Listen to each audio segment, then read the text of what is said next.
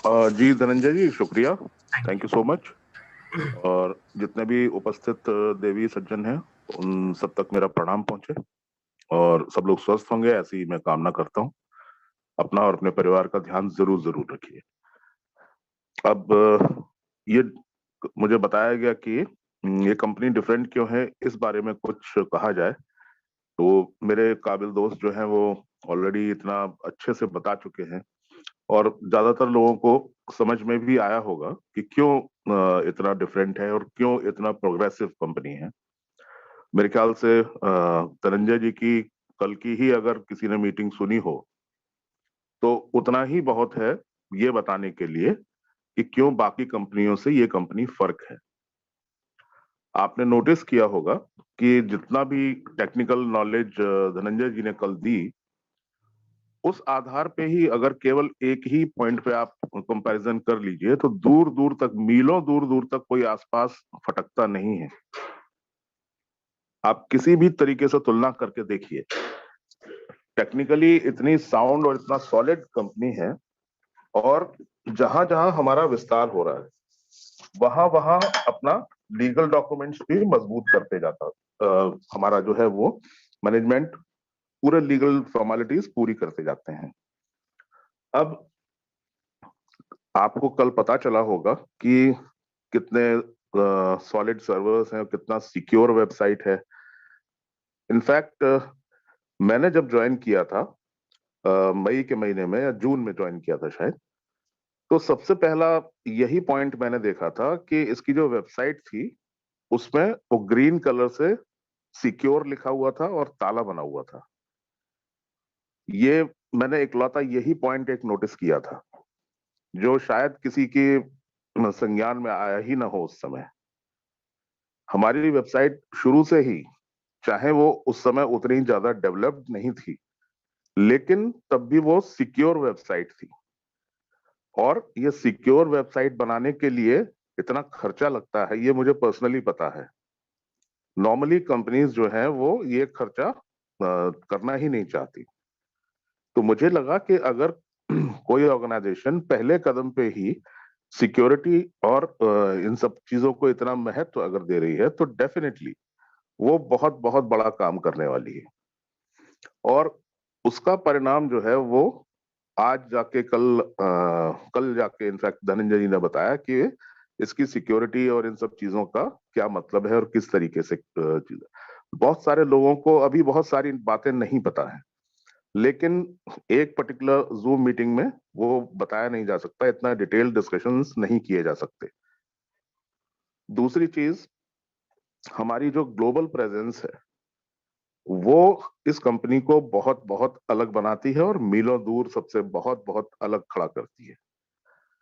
हमारा पूरे विश्व भर में ऐसा लगता है जैसे पूरी दुनिया हमारा अपना घर है, हमारा अपना परिवार है। कहाँ कहाँ के लोग जुड़े हुए हैं हमारी टीम में, मुझे खुद हैरानी होती है। आज तक इतनी कंपनियों का अनुभव है, मैंने कभी आज तक ऐसा नहीं देखा कि इतने सारे कंट्रीज और इतने सारे लोग जो हैं वो मेरे टीम में मेरे साथ आए, स्वतः स्वेच्छा से जुड़ना चाहते हैं। इस तरीके का माहौल, प्लस सबसे बड़ा फर्क तो यही है कि 10 महीने होने के बावजूद जो जितने भी फ्रंट रनर्स थे, जो फ्रंट पिलर्स थे, चंदन सर हुए, विजय सर हुए, मैं हुआ, साथ में और कई सारे उस समय साथी थे, विशाल पवार जी थे। तो उन लोगों ने हर गुजरते दिन के साथ उनका जो मोटिवेशन था और उनका जो भरोसा था वो बढ़ता ही गया। कभी आप लोगों ने इस बात पे ध्यान देने की कोशिश की कि क्यों ऐसा हुआ? अभी 2 हफ्ते पहले ज्वाइन किया हुआ कोई बंदा जो है वो इतना उछल उछल के, इतना कूद कूद के सवाल करने लगता है कि कभी कभी तो हंसी आती है इनफैक्ट। तो हम लोगों ने पूरा जर्नी देखी है, पूरे 10 महीने की, 11 महीने की जर्नी देखी है कि कैसे कैसे एक एक दिन कंपनी मजबूत होती गई। और बेसिकली कोई भी स्टार्टअप प्रोजेक्ट जो होता है वो इसी तरीके से फंक्शन करता है। एक तरीका तो ये है कि पूरा तरह से सारी चीजों को डेवलप कर लिया जाए, उसके बाद आप प्रॉपर तरीके से मार्केट में आइए। एक तरीका, दूसरा स्टार्टअप का तरीका ये होता है कि धीरे से सब लोगों की मदद के हिसाब से, सब लोगों की सहायता से ग्रुप भी बनाते जाइए और कंपनी को मजबूत करते जाइए। अब आज की तारीख में आप चाहे वो लीगल डिपार्टमेंट देख लीजिए, चाहे हमारा टेक्निकल डिपार्टमेंट देख लीजिए, चाहे हमारा बैक ऑफिस देख लीजिए, चाहे हमारा केवाईसी करने वाली एक अलग संस्था है नॉर्डिक। इनफैक्ट आपने अगर ध्यान दिया हो तो हमारी कंपनी जो है वो हमेशा थर्ड पार्टी कॉपरेशन से जो है वो बहुत ज्यादा उस पर विश्वास करते हैं।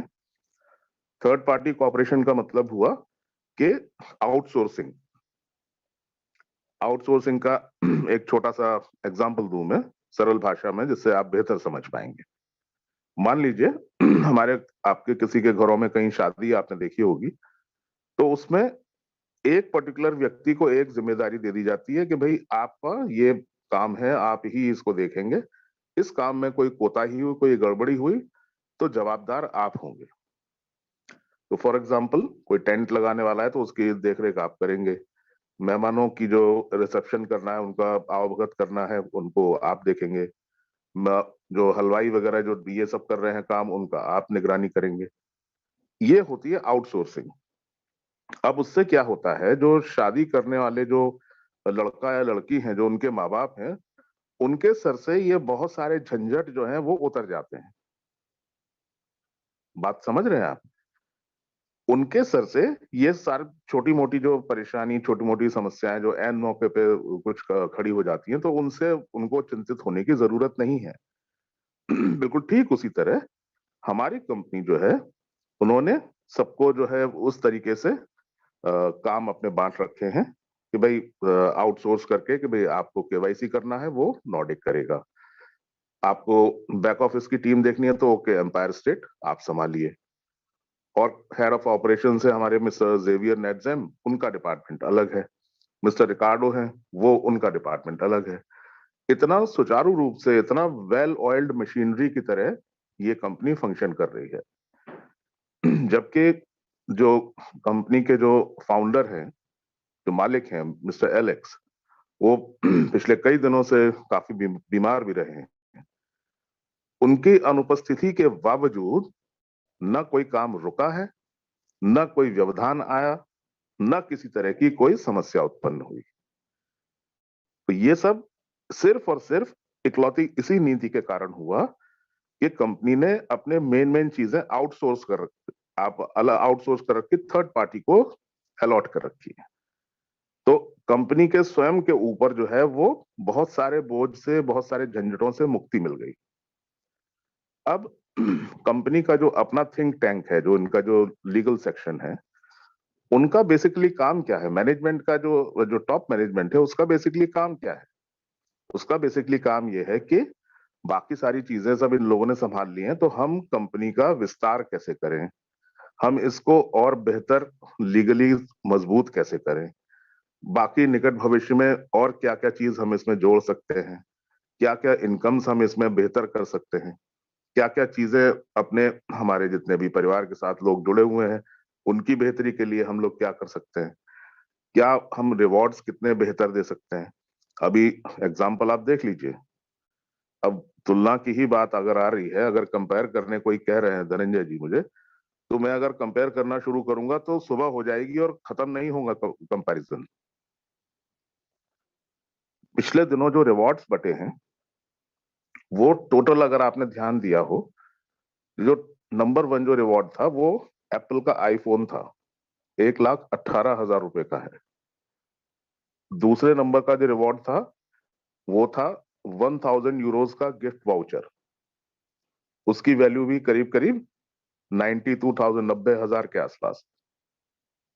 तीसरा जो रिवॉर्ड था वो था आपका ये टैब, जो आईपैड आईपैड एप्पल का जो होता है आईपैड एयर, उसकी जो वैल्यू है वो 56,000 रुपए है मार्केट में। और ये सारी चीजें आप क्रॉस चेक कर सकते हैं, सिर्फ मेरे कहने से ही ना मान लीजिए, ये सब आप क्रॉस चेक कर लीजिए।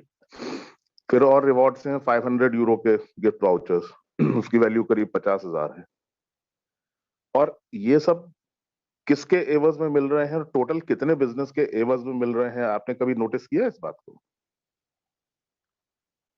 टोटल टीम से या टोटल लेवल 1 के जो है उसमें जो जिनको मिले हैं, तो उस बिजनेस को आप कैलकुलेट कर लीजिए और उसके अगेंस्ट कितने रिवॉर्ड्स बांटे हैं कंपनी ने, उसकी वैल्यू कैलकुलेट कर लीजिए, तो ज्ञान चक्षु खुल जाएंगे आप। तो इस तरह की नीयत है कंपनी की, देने की नीयत है, खुले हाथों से देना चाहते हैं वो, इतना बड़ा दिल है उनका। अब करिए कंपेयर, आप किसी एक कोई इकलौती एक ऐसी कंपनी बताइए जिसका इतना बड़ा दिल हो, जो हमारे भले के लिए इतना सोचती हो। ये कंपनी की जो मूल भावना है वो है ही परोपकार की, पीपल एम्पावरिंग पीपल। लोगों की मदद कीजिए, एक दूसरे की मदद करते जाएंगे तो ये दुनिया अपने आप ही बहुत खूबसूरत हो जाएगी। तो उसी भावना को देखने के लिए मैं और एक एग्जांपल देता हूं। चलिए, टोटल 30 लाख केवाईसी रिक्वायर्ड थे जब हम लोगों ने शुरुआत की। अब 30 लाख इस समय मोरलेस जो है वो आखिरी चरण में है, वो पूरा पूरा करीब हो ही जाएगा, क्योंकि जो आखिरी के जो बचे हुए केवाईसी हैं वो एक इन्वेस्टर ने खरीद लिए हैं और वो प्रक्रिया अभी चल रही है, उसका पेमेंट्स वगैरह आने हैं, उसके अगेंस्ट, केवाईसी के अगेंस्ट वो सारी चीजें होनी है। अब शुरुआत में 10 लाख केवाईसी का उस समय कंट्रीब्यूशन किया था जब शुरू हो रही थी, उस समय जून जुलाई अगस्त के टाइम पे, उस समय 10 लाख केवाईसी का कंट्रीब्यूशन सबसे पहले किया। फिर उसके बाद जो आपका जो केवाईसी जो 18 यूरो की जो आपकी वैल्यू थी, उसमें से 8 यूरो कंपनी ने फाइनेंस किए, 10 यूरो का दिया कि भाई 8 यूरो जब आपकी इनकम आएगी तब कर लीजिएगा।